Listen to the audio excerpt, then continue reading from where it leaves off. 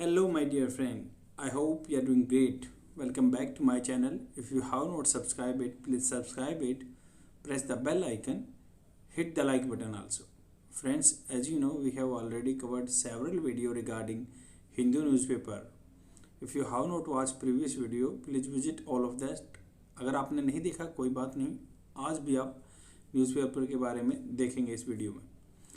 जो भी vocabulary words आएंगे उनके मैं पीडीएफ आपको लास्ट में प्रोवाइड करा दूंगा ताकि आप स्क्रीनशॉट ले सकते हैं अपने फ्यूचर रेफरेंस के लिए। And if you are having copy pen then you can note down all the points right here. और फ्रेंड्स, अगर आप इंग्लिश बोलना चाहते हैं तो I am assuring you definitely within 1 or 2 months you would be able to speak in English, because यही एक philosophy है by which means you can speak in English और अपने आप को एडवांस लेवल पे ले जा सकते हो स्लोली। अगर आप इंग्लिश बिगिनर हैं तो आपके लिए ही ये वीडियो बना हुआ है। अगर आप एडवांस स्पीकर हो चुके हैं तो there is a no meaning to watch such type of content.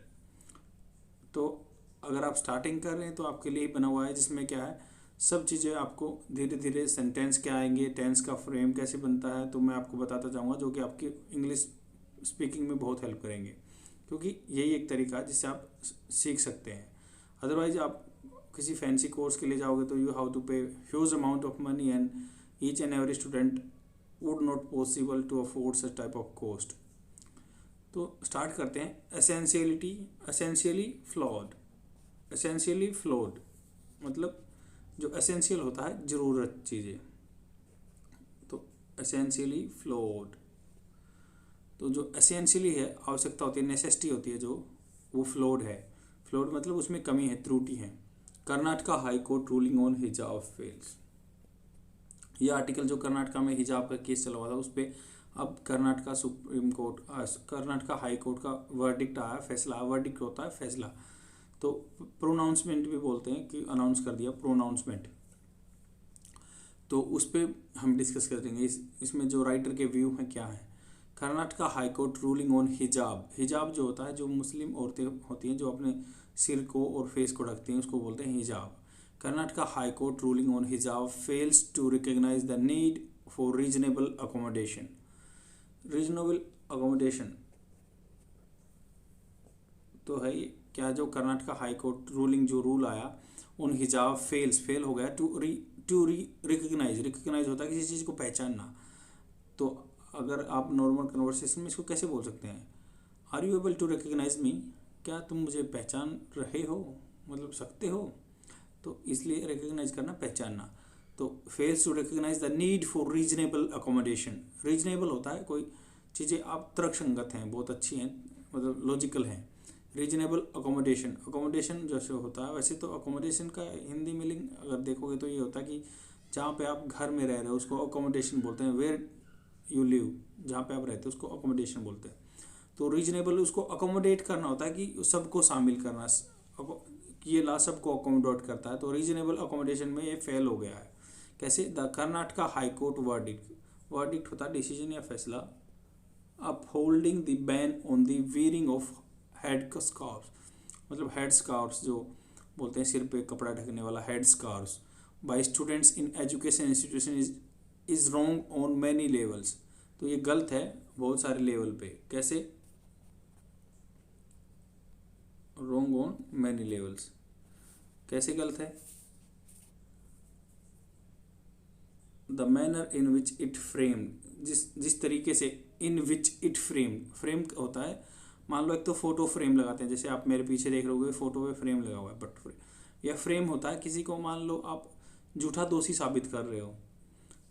मान लो इसका नॉर्मल कन्वर्सेशन में कैसे यूज कर सकते हैं, जैसे पुलिस ट्राई टू फ्रेम किसको, वन एक्यूज इन ए केस। तो उसको मतलब उस पर फिट करना चाहा, केस जो उन्होंने दोष लगाया था उसको फिट करना चाहा, मतलब उस पर केस लगाना चाहा झूठे सबूतों के तौर पर। तो ये है the manner in which it frame the questions. इसने फ्रेम किया मतलब इसने क्वेश्चन को बनाया। The questions arising from the controversy विवाद से, कंट्रोवर्सी होती है विवाद, और Muslim girl student wearing the हिजाब द अंडरमाइन होता है किसी चीज़ को नेगलेक्ट करना, नकारना। अंडरमाइनिंग द कॉन्स्टिट्यूशनल प्रिंसिपल, संविधान में जो प्रिंसिपल लिखे हुए उनको नकार दिया इस डिसीजन ने, हाई कोर्ट के डिसीजन ने। क्यों, जैसे which framed constitution arising from the controversy और Muslim students wearing the hijab undermines the constitution prevention.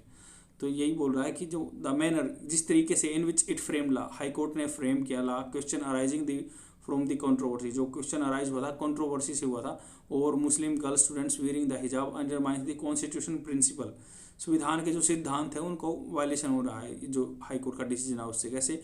The court fail to examine, court fail हुआ एग्जामिन में वेदर, वेदर का मतलब होता है कि कहाँ, मतलब आप दो चीज़ों में डाउट में हैं, वेदर आई शुड गो और नॉट, मुझे जाना चाहिए या नहीं जाना चाहिए। आप नॉर्मल कन्वर्सेशन में ऐसे यूज कर सकते हैं, वेदर आई शुड गो और नॉट, मुझे जाना चाहिए या नहीं जाना चाहिए। तो वेदर का मतलब आप डाउट में है कि कहाँ।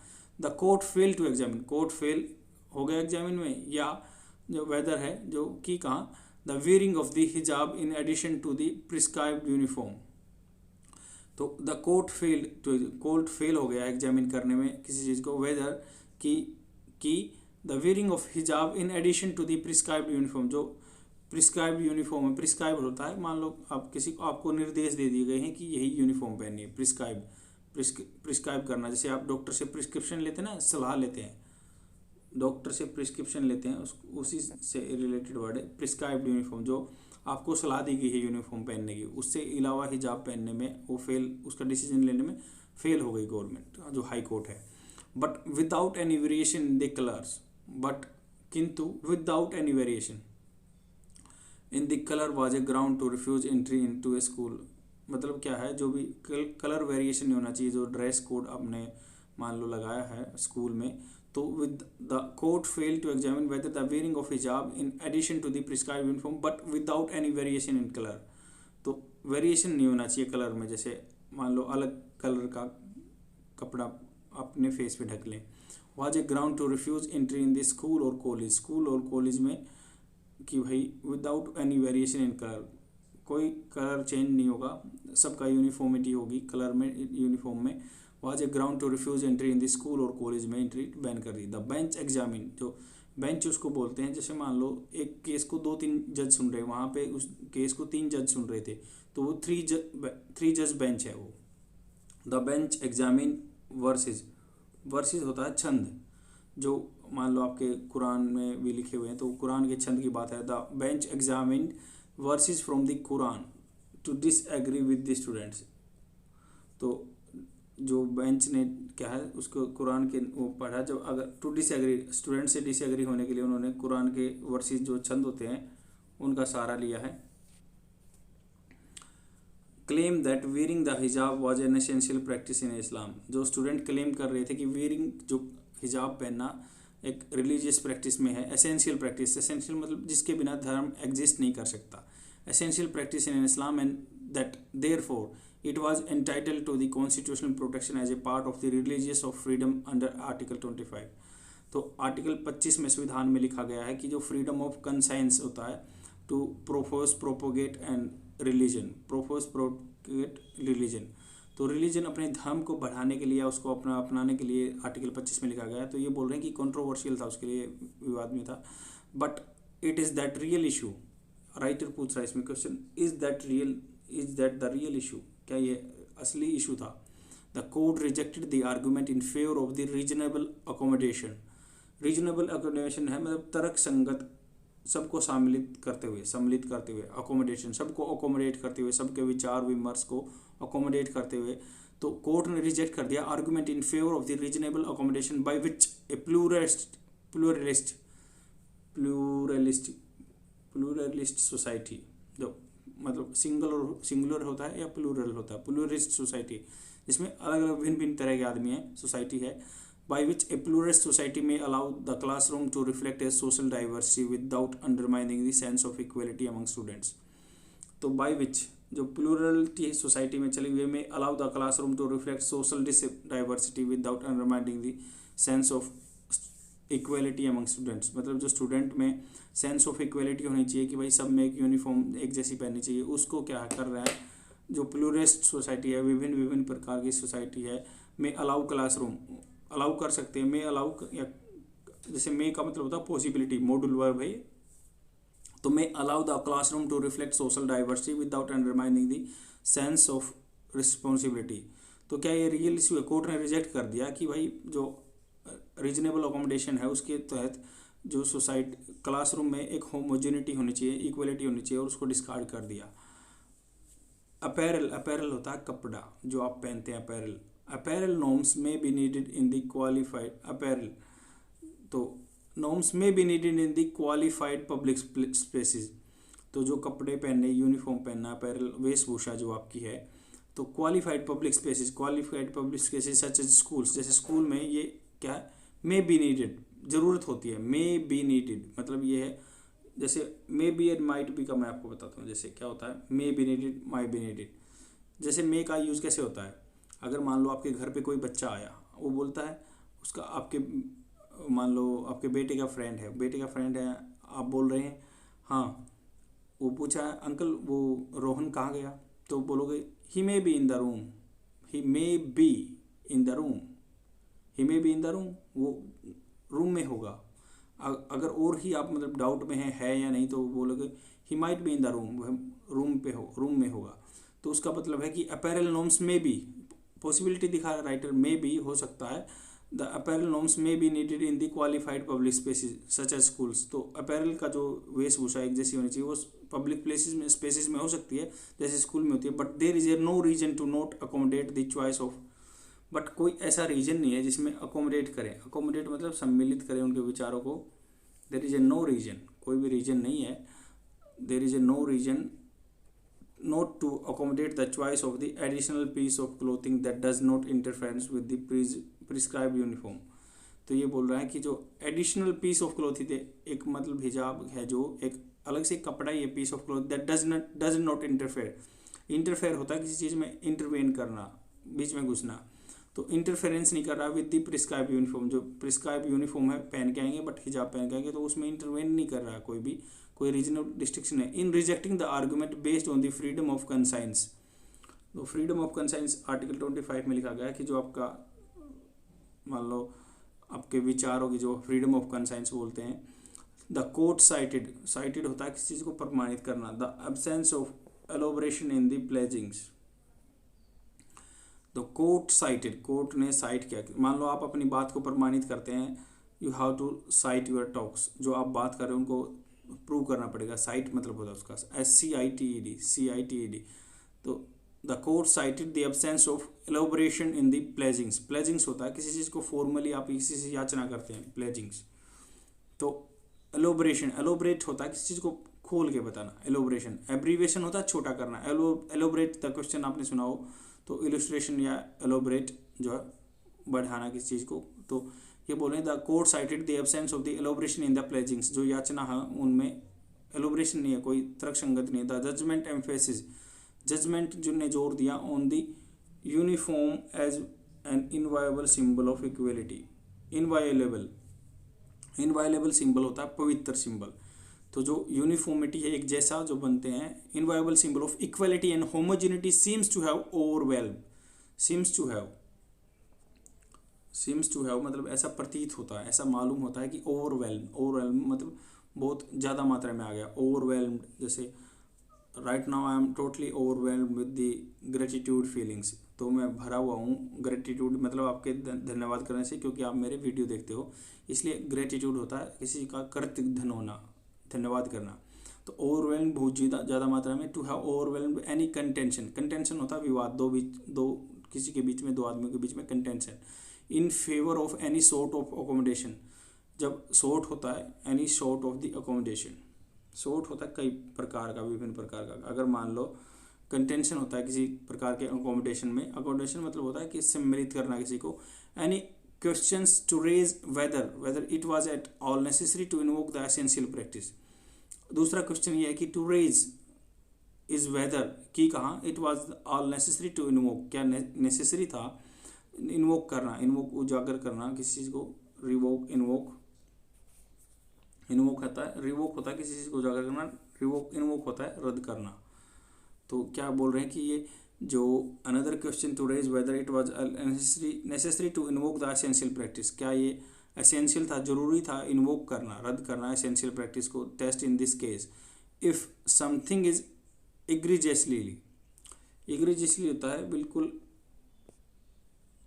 उग्रता से, इग्रीजियसली मतलब सोकिंगली लगा लो, एकदम सोक लगा। If something is soaking religious, मान लो ये जो रिलीजियस प्रैक्टिस सोकिंग है, चौंका देने वाली है, it is more likely to be kept out of the campus, more likely to be kept out of the campus, जो कैंपस से दूर रखने की बात है। इफ़ यूनिफॉर्मिटी, जैसे यूनिफॉर्म सब मिल लेता है, if uniformity and eliminating any sense of separateness are the hallowed goals, hallowed होता पवित्र गोल्स। अगर यूनिफॉर्मिटी होगी, एक जैसी होगी, and uniformity and eliminating, eliminate होता है किसी चीज़ को हटाना, eliminating any sense of separateness, separateness होता अलग अलग, the are the hallowed goals, ये पवित्रता के गोल हैं।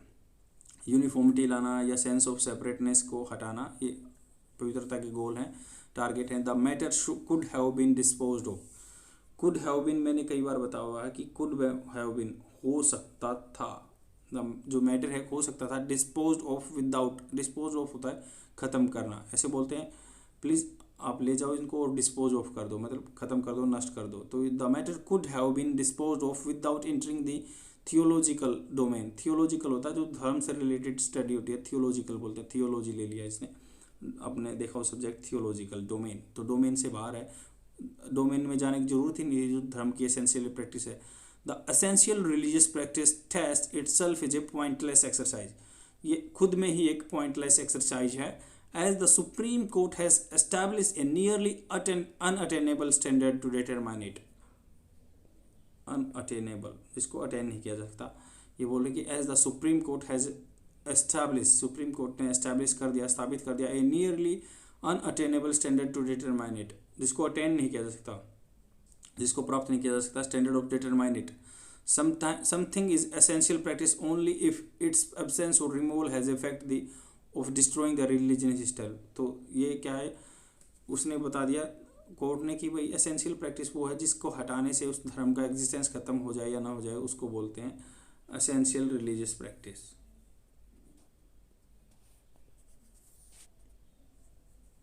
Save for few fundamentals and no religious practice will actually survive such scrutiny। ये बोल रहे हैं कि जो save for a few fundamentals, जो फंडामेंटल कुछ मूलभूत हैं, few fundamentals, no religious practice will actually survive और स्क्रूटनी, तो सच स्क्रूटनी, स्क्रूटनी होता है छटनी करना। अगर मान लो ये बोल रहा है राइट इसमें, save for fundamental, few fundamental, कुछ मूलभूत जो चीज़ें हैं, no religious practice will actually survive with such scrutiny, कोई भी रिलीजियस प्रैक्टिस है इस स्क्रूटनी के बाद सर्वाइव नहीं कर पाएगी। It would be far better, far better इससे बहुत अच्छा होगा, it would be far better इससे बहुत अच्छा होगा, if a claim of article 25 protection is tested against the constitution value such as equality, dignity and privacy.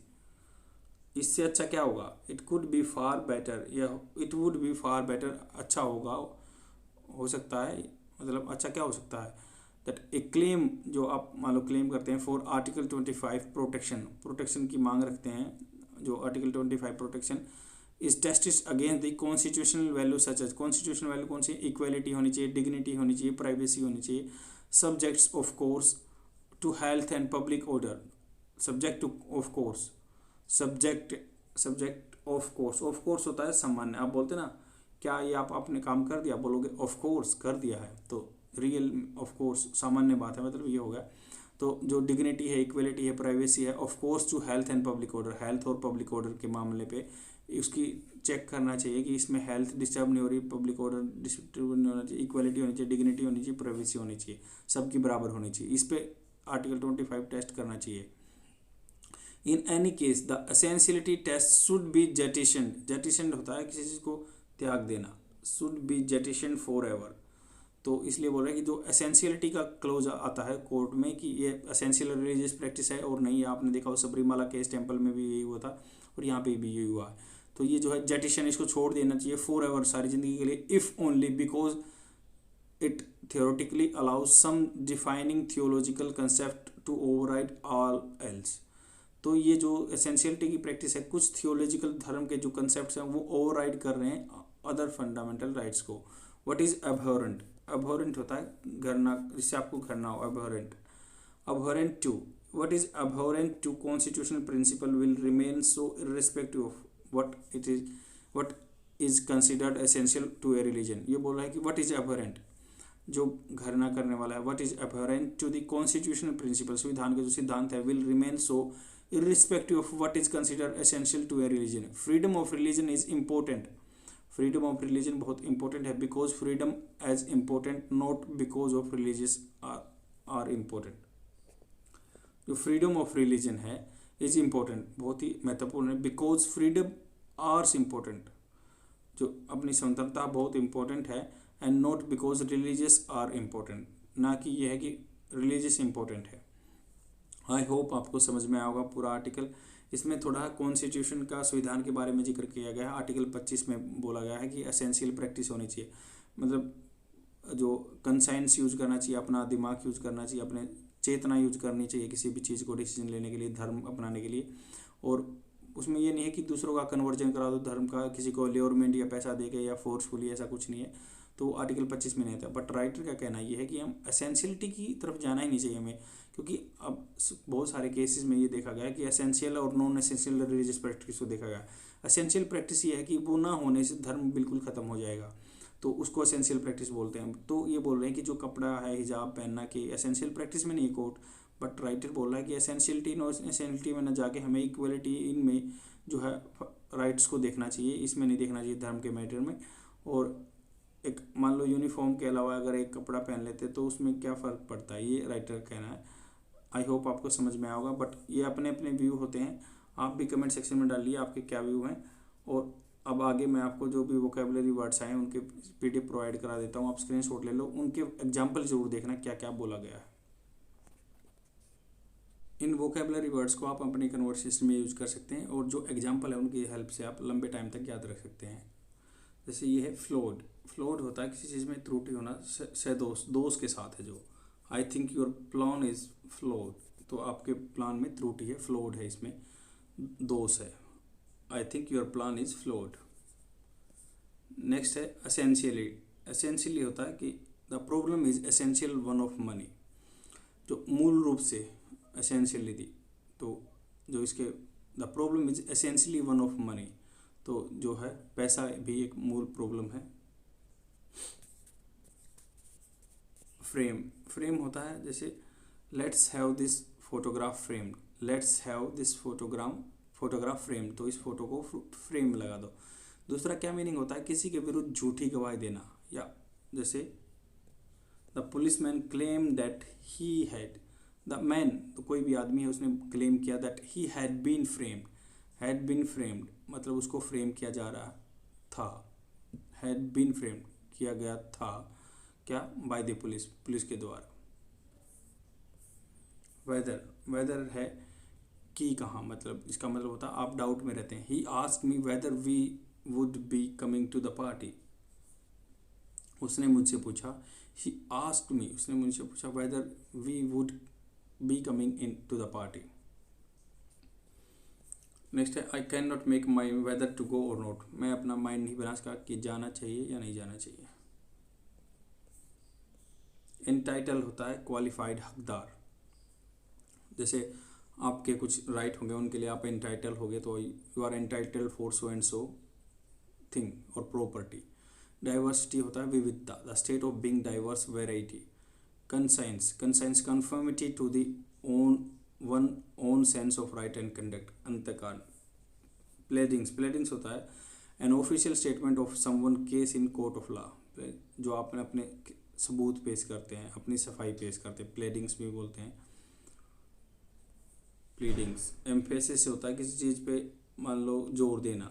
Homogeneity होता है the quality of state of being all sames and all, का एक रूपता, homogeneity एक समानता. एम्फेसिस होता है जोर देना, होमोजेनिटी एक रूपता. कंटेंशन होता है विवाद. जेटिशन होता है to get rid of something that is not useful और सक्सेसफुल, किसी चीज़ से पिछड़ा छुटाना जो कि आपके लिए बेनिफिशियल नहीं है. अकोमोडेशन होता है रेंटेड हाउस में रह रहे हो तो उसको अकोमोडेशन, यही we lived in rented accommodation, जहाँ रहने की जगह आवास. वर्स. वर्स होता है छंद, मान लो वर्स. कंसाइंस होता है कि एक क्लियर और गिल्टी कंसाइंस, मतलब अपना जो चेतना संचेतना करना, जैसे सोच के काम में पूरे अच्छे बुरे का ज्ञान होना। साइट प्रमाणित करना, she cited a passage from the president speech, उसने कुछ मतलब क्या है उदाहरण दिया परिणाम स्वरूप, या she cited a passage from the president speech. Pleading होता है बता दिया मैंने, याचना करना। इनवायोबल होता है पवित्र, नेवर टू बी ब्रोकन, जिसको इनफ्रिंज, इसको उल्लंघन भी नहीं करना, न उसका असम्मान करना, इनवायोबल पवित्र। कंटेंशन विवाद, इग्रेजियसली होता है कि जो शॉकिंगली हो, in an outstandingly bad way. Hallowed पवित्र, जेटिशन पीछा छुड़ाया। आई होप आपको समझ में आया होगा कि कितने भी कैसे आप इंग्लिश में बोल सकते हैं, क्या क्या वोकेबलरी वर्ड्स आए। Thank you for all and I will come tomorrow with the more innovative idea by which means you can learn for the longer duration. Bye.